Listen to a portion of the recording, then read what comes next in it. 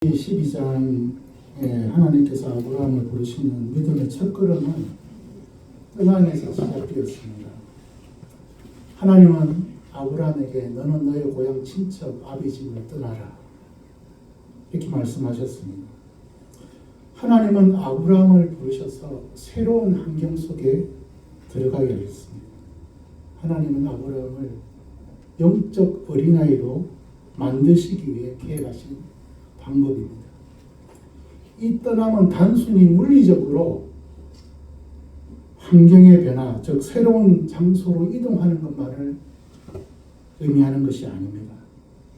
우리의 옛삶,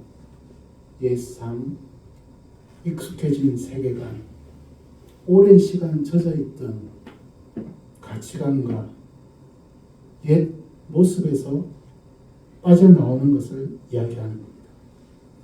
우리는 새로운 환경 속으로 들어가게 되면서 과거의 나를 좀 더 객관적으로 바라볼 수 있도록 만들어줍니다. 단, 우리가 깨어있지 않으면 새로운 곳으로 떠난다 할지라도 우리는 여전히 자아와 과거의 습관에 붙들릴 수가 있습니다. 그러므로 깨어있어요. 하나님께서 우리를 새로운 환경에 들어가게 하시는 이유는 새로운 영적 세계를 경험하게 되면서 우리의 변화를 기대하시기 때문입니다. 우리가 하나님을 신뢰하고 그분의 인도하심을 따라 새로운 여행을 시작한다면 우리는 우리 자신의 변화를 경험하게 되고 더 나아가 하나님과 연합하는 과정을 경험하게 될 수가 있습니다. 오늘 본문에 아브라함의 나이가 나옵니다. 몇 세입니까? 99세입니다. 그 앞장 16장에 보면 하갈이 아브라함과 사이에 이스마엘이 태어날 때 아브라함의 나이가 나오는데 86세였습니다. 그럼 13년이라는 시간이 공백이 생깁니다. 근데 하나님께서 그 이전에 이스마엘이 태어나기 전에 창세기 12장부터 16장까지 여러 번 하나님께서 아브라함에게 나타나셔서 언약을 말씀하셨습니다. 그런데 이스마엘이 태어난 이후부터 오늘까지 본문까지 13년 동안에는 하나님께서 침묵하셨습니다. 왜 그러셨을까요? 아브라함이 하나님을 믿지 않았기 때문에 하나님의 뜻에 순종하지 않았습니다. 하나님의 언약을 믿지 못하고 불신앙의 모습으로 살았기 때문에 하나님은 침묵하셨습니다. 여러분 지금까지 하나님을 믿고 지금까지 말씀을 보면 또 하나님의 음성이 들립니까? 하나님이 경험되십니까? 목사인 저도 늘 똑같지 않아요. 우리 목사님도 마찬가지일 겁니다. 어떤 때는 말씀이 이렇게 아주 가까이 다가올 때도 있지만 어떤 때는 전혀 감동이 없을 때도 있어요.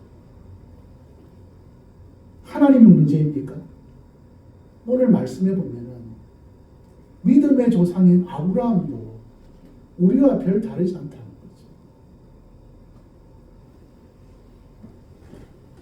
하나님을 택함을 받은 사람들이 하나님과 동행하지 않는 삶을 살면 그 삶은 의미가 없습니다.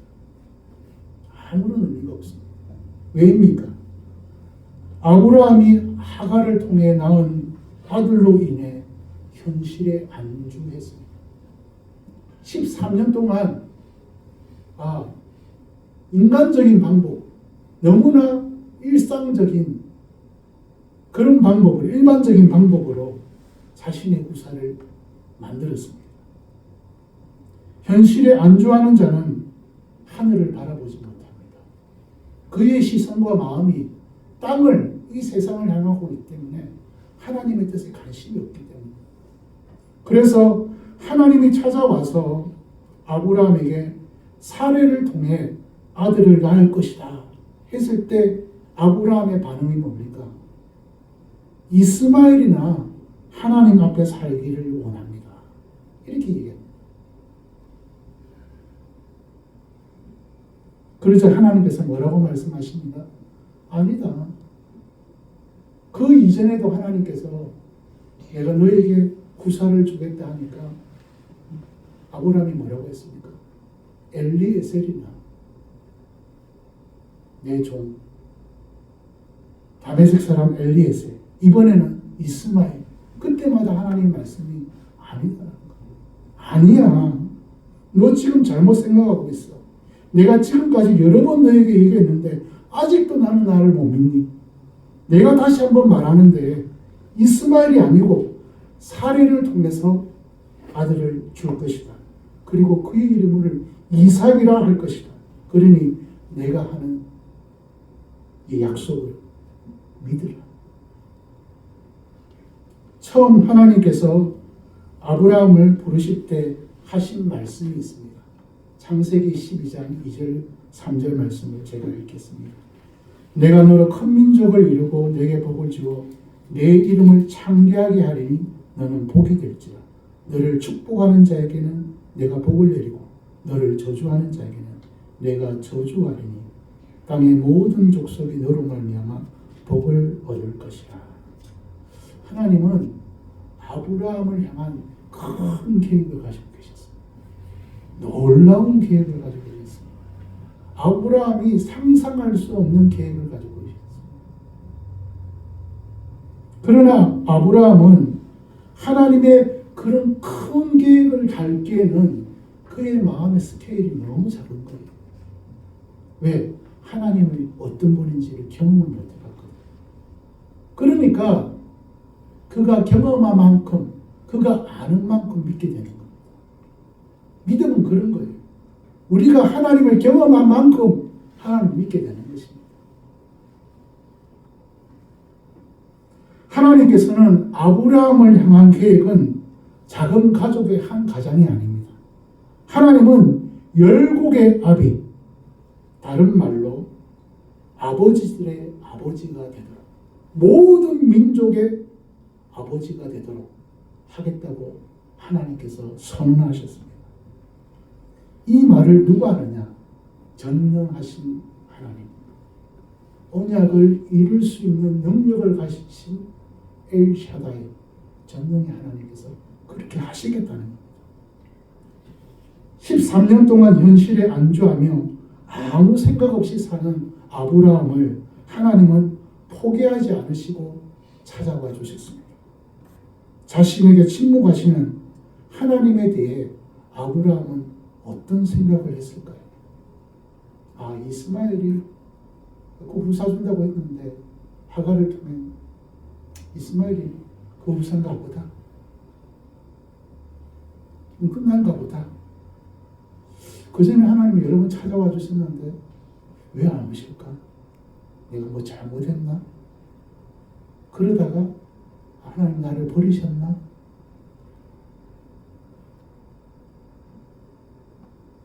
그런데 하나님은 쉽게 포기하시는 분이 아닙니다. 사람들은 자기가 한 약속을 때로는 잊어버리기도 합니다. 그런데 하나님은 결코 자신이 하신 약속을 잊어버리거나 약속을 포기하는 그런 분이 아니십니다. 히브리서 13장 5절에 그가 친히 말씀하시기를 내가 결코 너희를 버리지 아니하고 너희를 떠나지 아니하리라. 하나님은 자기가 택한 사람을 쉽게 버리거나 포기하는, 떠나는 그런 분이 아니십니다. 여러분 사형리 아십니까? CCC에서 많은 전도용 소책자죠. 거기 보면 이 첫 장을 다 넘기면 이런 내용이 나옵니다. 하나님은 당신을 사랑하십니다. 하나님은 당신을 향한 놀라운 계획을 가지고 계십니다. 하나님은 아브라함만을 위한 계획이 아니었어요. 지금 여기 있는 저를 포함한 모든 사람을 향한 하나님의 계획이 있습니다. 있습니까? 네. 제가 이 말씀을 한 2달 전부터 준비를 했는데 김정도 목사님께서 2달 전에 설교를 날짜를 2개를 주셨어요. 11월 달하고 12월 달. 그때가 10월인가 그랬죠. 2달이 지났어요. 그때부터 말씀을 준비했어요. 이렇게 오래 설교 준비한 거 처음입니다. 그러면서 이 부분에서 제가 설교 전에 제 이야기를 하고 시작할까, 아니면 하나님이 감동을 주시면 그때 할까 하고 저기 뒤에서 기도하고 있었어요. 근데 이 부분에 해야 되겠다는 생각이 들었어요. 마음이 왔어요. 여기 풍창교회 성도님들은 저를 아시지만 다른 분들은 저에 대해서 잘 모르시잖아요. 물론 우리 목사님께서는 옛날부터 제가 교회백화점 서점할 때부터 저를 아버지로 아시기 때문에 저를 몇 번 뵀는데 저는 목사님을 모르고 그냥 지나쳤다가 얼마 전에 먼저 말씀하셔가지고 인사를 드렸습니다. 제가 약 8년 전까지 우리 장로교 통합처 교회의 부목사로 있었습니다. 이따가 교회를 사임하고 침례교회 협동목사로 한 7년 정도 있었습니다. 그리고 작년 2월에 저희 가정에서 개척교회를 하고 1년 약 반 동안 저희 아내와 둘이 가정교회를 예배를 드리다가 올해 9월에 울산에 있는 너드림 교회에 찬양 인도자로 섬기고 있습니다. 그 8년 동안 뭐 했냐? 보통 일반적으로 목사님 하면 가장 목사로서 정말 힘있게 목회할 수 있는 시간이 이 50대라고 생각합니다. 왜냐하면 60대는 이제 마무리할 단계고 이 30, 40대는 아직 어려요. 제가 봤을 때. 뭐 저만 그런 게 아니죠.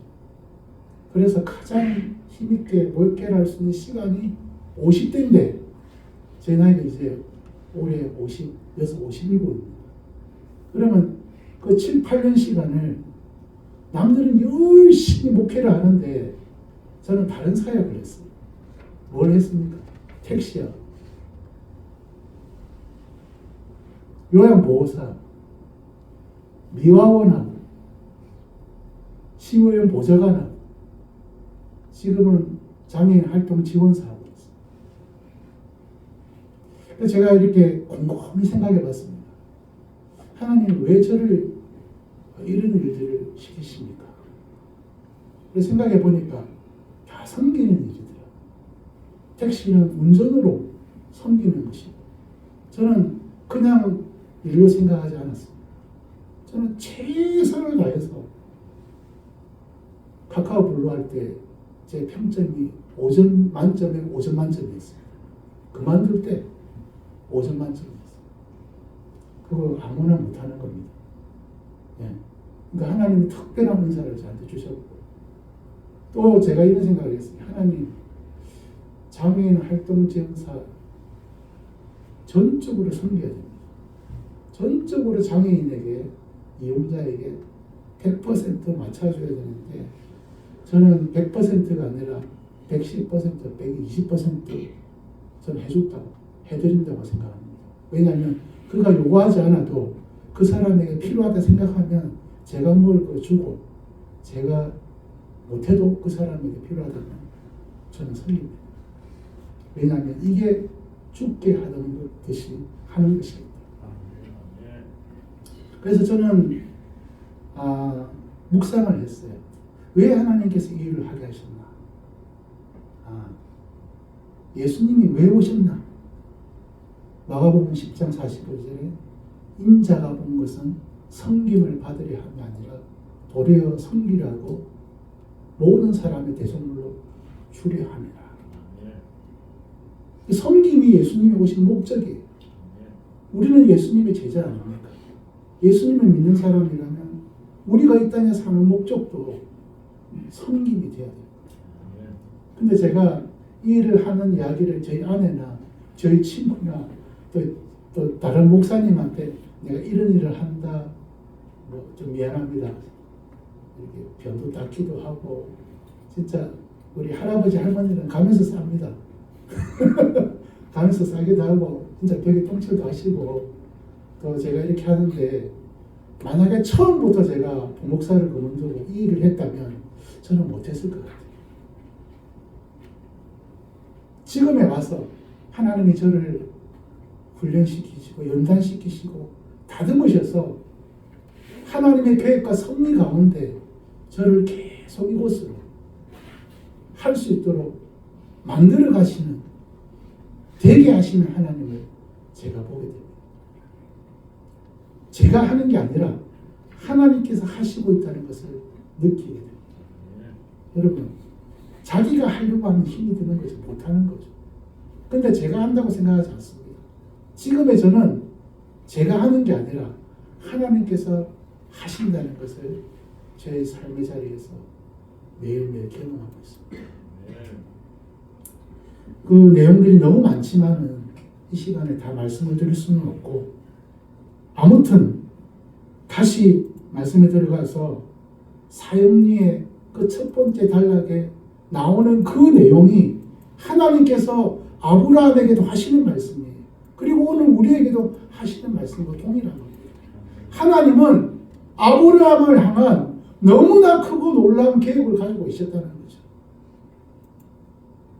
오늘 이 시대에 부르시는 아브라함, 저와 여러분,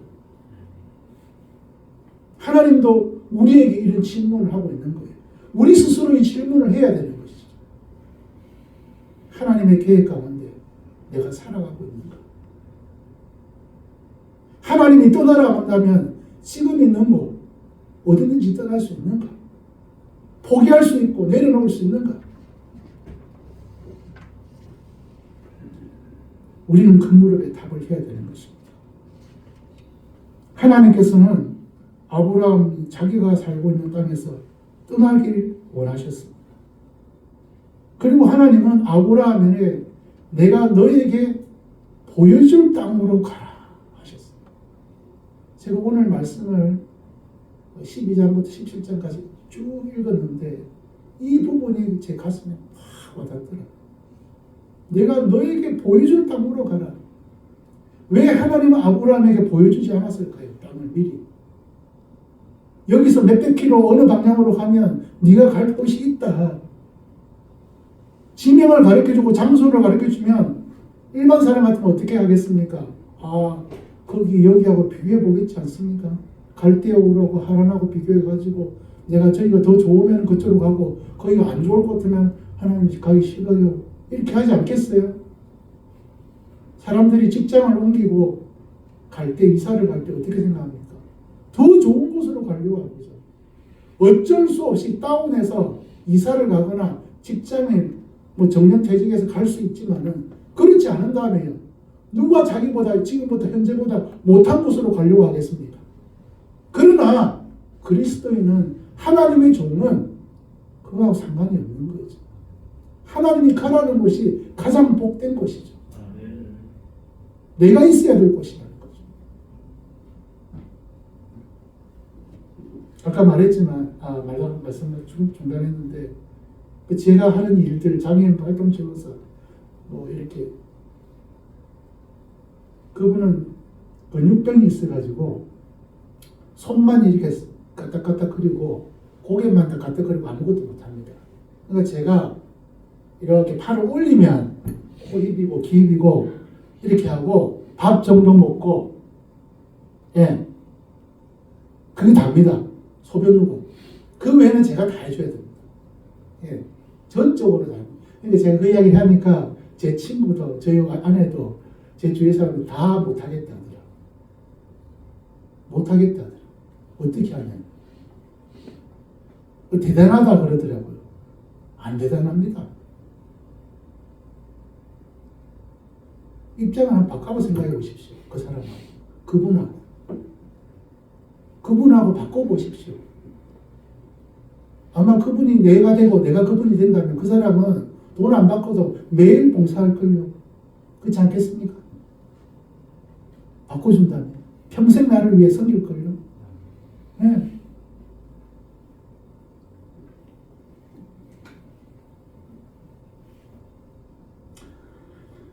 하나님께서 아브라함에게 가라고 한 내가 보여줄 그 땅의 이름이 뭡니까? 가나안입니다. 가나안은 어떤 땅입니까? 축복받은 땅입니까? 진짜 그 젖과 꿀이 흐르는 땅입니까? 아니죠. 아브라함의 마침내 가나안 땅에 들어갔을 때 그 땅에 기근이 심하였다. 하나님의 언약의 말씀을 듣고 순종해서 갔는데 축복의 땅인 줄 알고 풍요의 땅인 줄 알고 갔는데 그 땅은 기근이 있는 땅이었어요. 얼마나 실망했겠어요. 그래서 어쩔 수 없이 먹고 살기 위해서 점점 남쪽으로 가다 결국에는 애국까지 가게 되었습니다. 여러분, 가나안은 저주받은 땅입니다. 저주받은 사람들의 땅입니다. 축복의 땅이 아닙니다.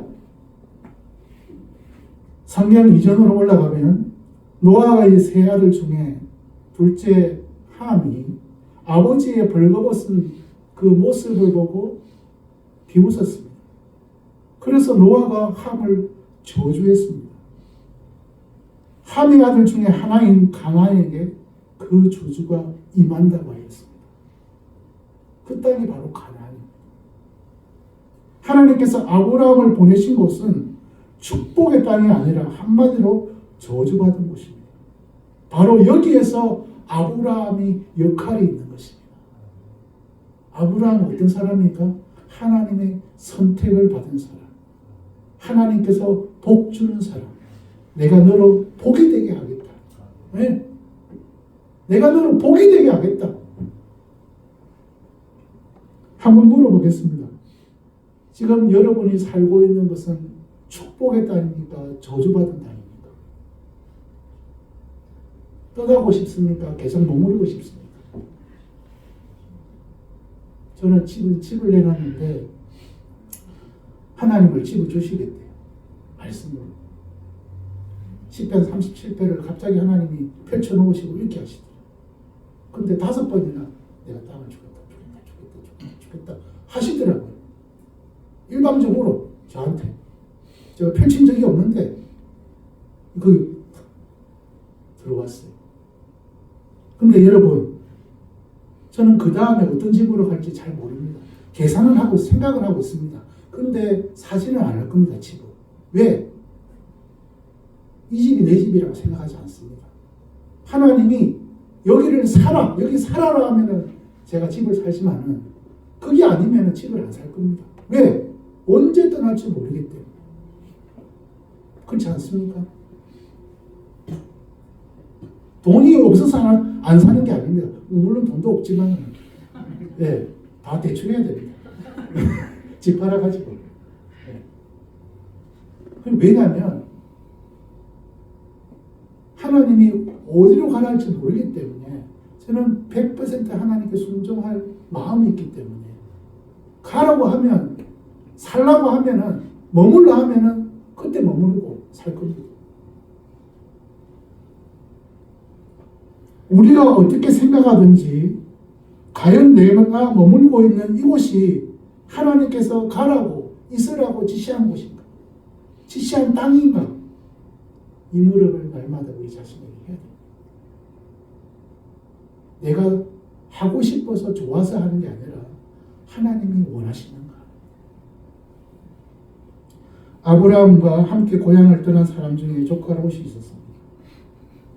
애굽에서 나오면서 아브라함이 부자가 되어서 조카 롯과 함께 더 이상 함께 거할 수 없어 가축이 많아 헤어지게 되었습니다.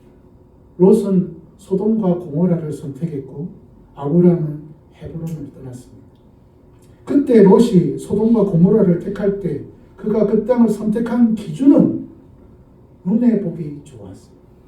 풍요. 창세기 13장 14절에 이에 롯이 눈을 들어 요단 지역을 바라본 적 소알까지 온 땅에 물이 넉넉하니 여호와께서 소돔과 고모라를 멸하시기 전이어서 여호와의 동산 같고 애굽 땅과 같았더라. 하나님이 아브라함을 부르신 목적은 풍요가 아닙니다. 만약 그랬다면 처음부터 소돔과 고모라를 가라고 인도해 주셨을 것입니다. 하나님은 하나님의 사람들이 가난하여서 고통받기를 원하지 않습니다. 그죠? 하나님은 그런 분이 아니잖아요. 우리가 행복하게 기쁘게 살기를 원하시잖아요. 그래서 아브라함과 사레에게 이삭을 주시는 겁니다. 기쁨. 그죠? 우리에게도 마찬가지죠. 아브라함이 행복하기를 바라면서 가나안으로 보내시는 겁니다. 아브라함은 땅을 택할 때 눈에 보이는 외관상의 기준, 롯의 기준이 아니었습니다. 그것이 중요하지 않다는 것을 언제 깨달았습니까? 애굽에서 돌아와서 하나님 앞에 제단을 쌓을 때, 하나님 여호와 이름을 부를 때 그걸 깨달았어요. 아, 이게 중요한 게 아니구나.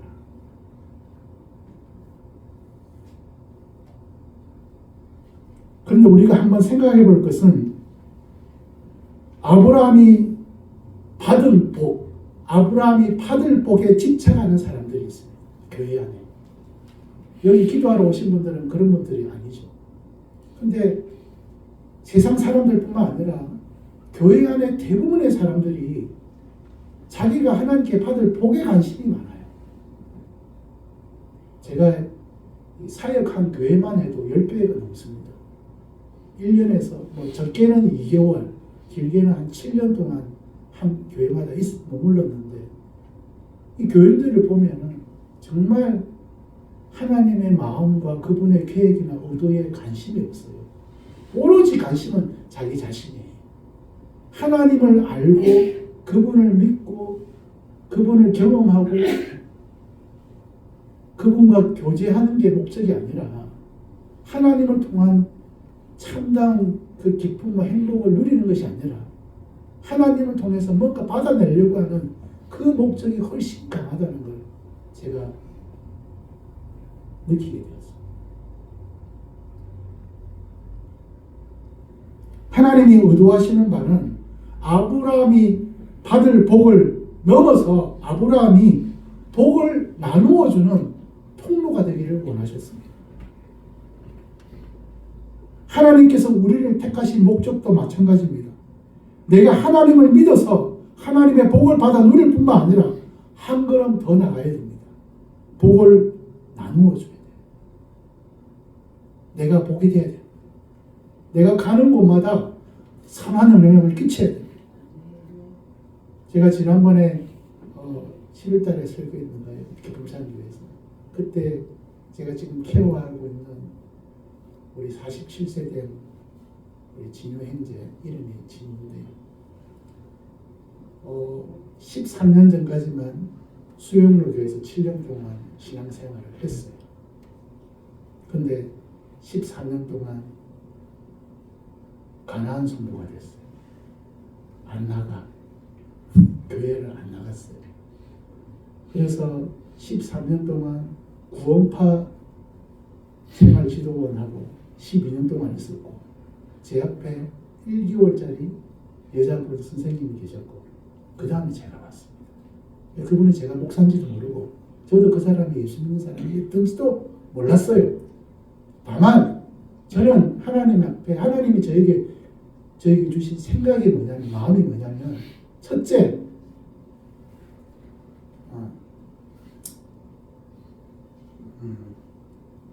소통할 수 있는 사람, 장애인이지만 말이 통하는 사람을 원했습니다.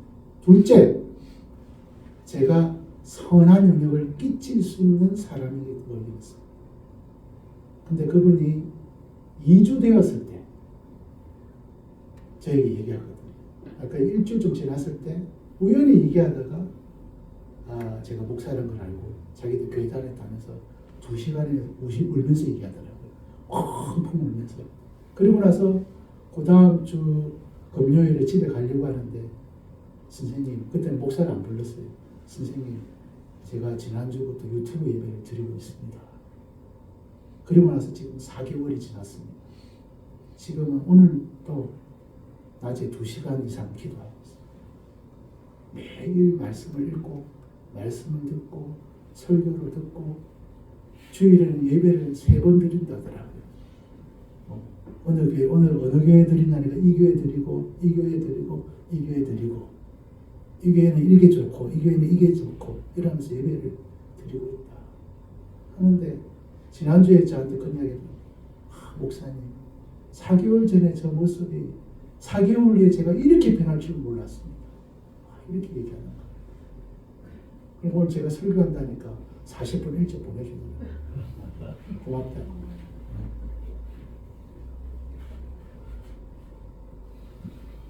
아브라함에게는 물질적 풍요가 우선이 아니었습니다. 하나님께 복을 받을 복을 누릴 뿐 아니라 그 복을 저주받은 사람들에게 나누어 주는 것입니다. 이 땅에 희망이 없는 사람들에게 예수 그리스도를 전하는 것, 이것이 우리 삶의 목적입니다.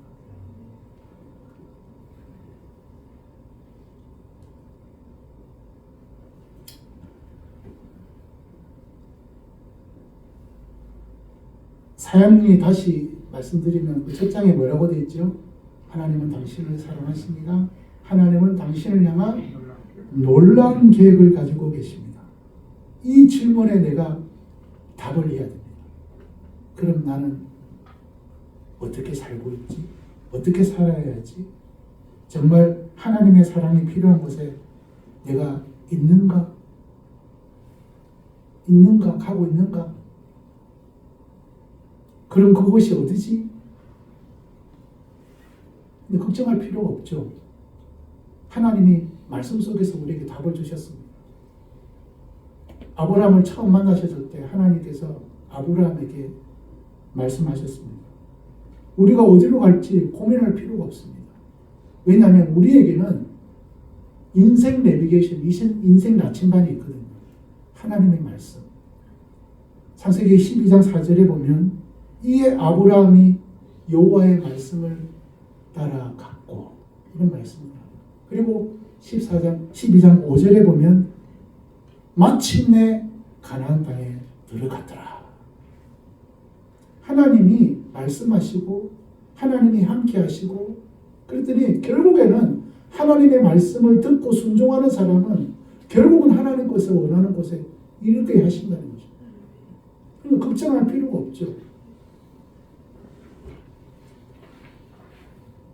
오늘 본문 17장에는 여러 번 나오는 단어가 있는데 그 단어가 내 언약이에요. 무려 8번 나옵니다. 내 언약, 즉 하나님께서 아브라함과 맺은 언약이라는 거예요. 내 언약이라 하는 것은 하나님이 주체가 됐다는 거죠. 아브라함이 아니라 하나님이 주체가 되어서, 그래서 내 언약이라고 하는 거예요. 아브라함은 하나님과 맺은 언약을 이룰 수 있는 능력이 없어요. 왜? 믿지를 못하니까. 믿지도 못하는 사람이 아브라함이었어요. 그래서 하나님은 계속해서 그 언약을 재확인시켜줍니다. 처음 만났을 때 말씀하시고, 가나안 땅에 도착했을 때 말씀하시고, 13장에 말씀하시고, 15장에 말씀하시고, 17장에도 말씀하시고, 하나님은 계속 아브라함에게 확인시켜주고 또 확인시켜주고 또 확인시켜주고. 아브라함은 하나님 볼 때, 우리가 볼 때 너무 부족합니다. 그럼에도 불구하고 하나님은 그의 이름을 바꾸시면서까지 그와 맺은 언약을 신실하게 성취해 가십니다. 보통 행사를 주관하고 주최하는 조직이나 단체가 있습니다. 그 행사를 준비하는 과정부터 끝날 때까지 모든 행사를 주관하는 부서에서 책임을 집니다. 또 어떤 건물을 지을 때 그 건물을 시공하는 회사에서 설계와 준공 그리고 보수까지 책임을 진다고 보증을 합니다. 우리 하나님이 그렇다는 겁니다. 하나님께서 모든 걸 아브라함에게 계획하시고 내가 이렇게 하겠다 보증하시고 있는 겁니다. 그 과정에서 일어나는 모든 문제를 다 책임져 주겠다는 것입니다. 아브라함이 애굽으로 내려갔을 때 누가 그를 구원해 주셨습니까?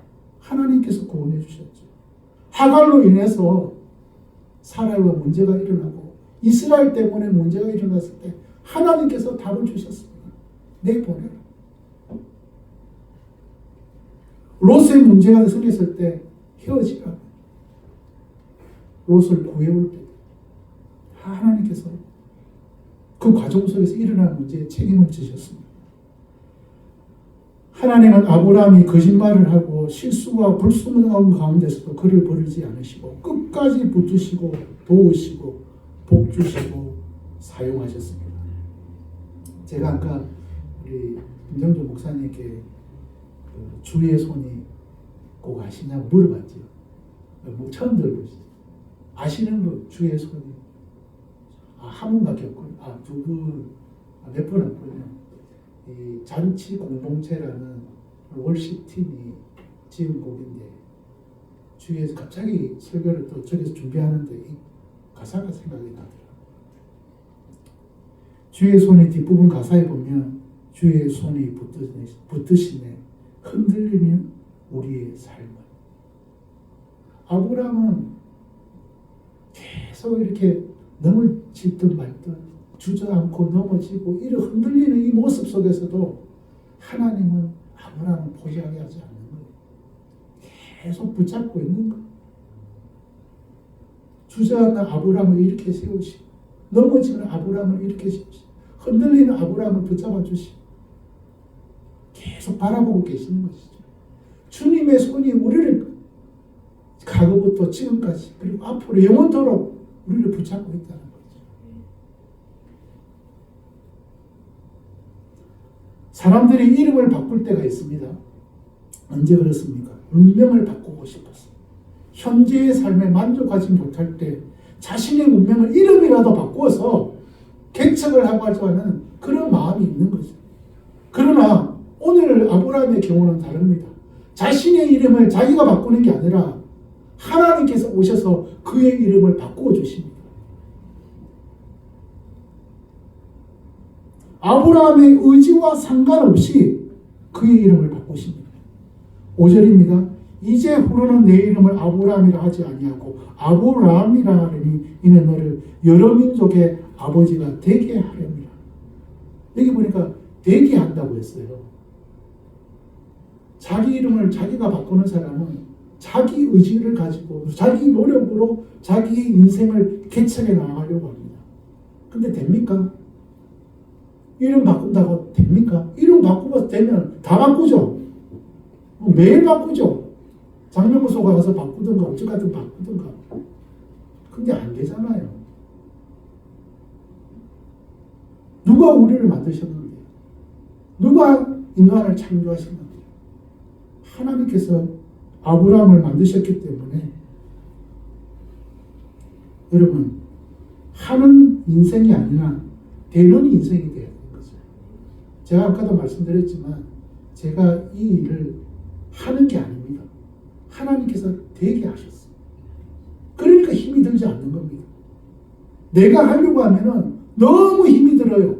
그러나 내가 하는 것이 아니라 하나님의 말씀의 뜻에 그냥 순종하니까 저절로 되는 것입니다. 하나님은 씨름하는 야곱에게 야곱이 아니라 이스라엘이라 새 이름을 보여주었습니다. 야곱의 뜻이 뭡니까? 발꿈치를 뒤꿈치를 잡는 자, 속이는 자, 사기꾼 아닙니까? 아버지를 속이고 형을 속이고 삼촌을 속이고 속이는 그런 사람이었습니다. 근데 하나님이 그를 찾아와서 이름을 이스라엘, 하나님이 그와 싸워 이겼다. 이길 수 없죠. 어떻게 이깁니까? 하나님이 저주했다는 거예요. 저주했어요. 그러니까 자식을 이기는 아버지가 어디 있습니까? 하나님이 저주시는 거죠. 우리가 그런 사람입니다. 우리가 야곱입니다. 하나님이 우리의 기도를 들어주시는 거죠. 줘주시는 거죠. 신약 성경에는 예수님은 주는 그리스도의 살아계신 하나님의 아들이시라고 했을 때 예수님께서 베드로의 시몬에게 이제 너희 이름을 반석이라 베드로라고 바꾸십셨어요. 그런데 그의 삶이 베드로에 걸맞는 삶이었습니까? 아니죠. 예수님께서 오늘 잡힌다고 하실 때 다른 사람을 다 버려도 저는 주님을 끝까지 버리지 않겠습니다. 근데 어떻게 했습니까? 3번이나 닭을 이기기 전에 3번이나 모든 사람들 앞에서 부인을 예수님을 모른다고 부인했어요. 그런 그가 성령을 받고 완전히 다른 사람이 되었어요. 그가 설교했을 때 5,000명이 제자가 되었어요. 누가 그렇게 했습니까? 하나님 그렇게 되게 만드신 겁니다. 아브라함이 되는 것은 그저 이름 하나 바꾸는 것이 아니라 그의 생애 방향과 목적이 바뀌는 것입니다. 왜 그러냐면 그 이름을 바꾸신 분이 전능하신 하나님이시기 때문입니다. 하나님께서 아브라함 인생의 주체가 되어주셨습니다. 여러분, 내 삶의 주체가 누구입니까? 우리 자신입니까? 아니면 내 안에 계신 예수 그리스도, 성령님, 내 아버지가 내 인생의 주체가 되어주십니까?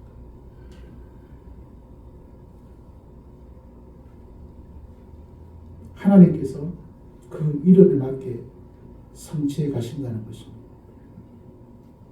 나는 과거에 죄인이었지만 예수 그리스도를 통해 하나님의 자녀가 되었습니다. 하나님의 자녀는 하나님의 나라를 유업으로 받는 자격과 권세를 가진 사람입니다. 비록 이 땅에 발을 디디고 살고 있지만 우리는 영원한 나라를 사모하며 하나님의 영광을 위해 사는 사람들임을 잊어서는 안 됩니다.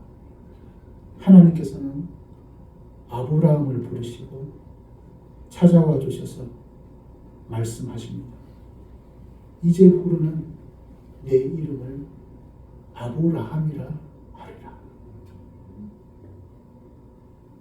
우리의 정체성을 때로는 나도 모르는 사이에 잊어버릴 때가 있어요. 그 순간 하나님께서 아브라함을 찾아오신 것처럼 오늘 저를 통해서 여러분에게 말씀하십니다. 너는 내 아들이다. 내가 택한 백성이다. 내가 너와 함께하다. 내가 너를 잊지 않고 있다. 내가 절대 너를 버리지 않아. 내가 너를 도와주리라. 오늘 살아계신 그 하나님의 음성을 붙드시는 저와 여러분 되기를 간절히 바랍니다.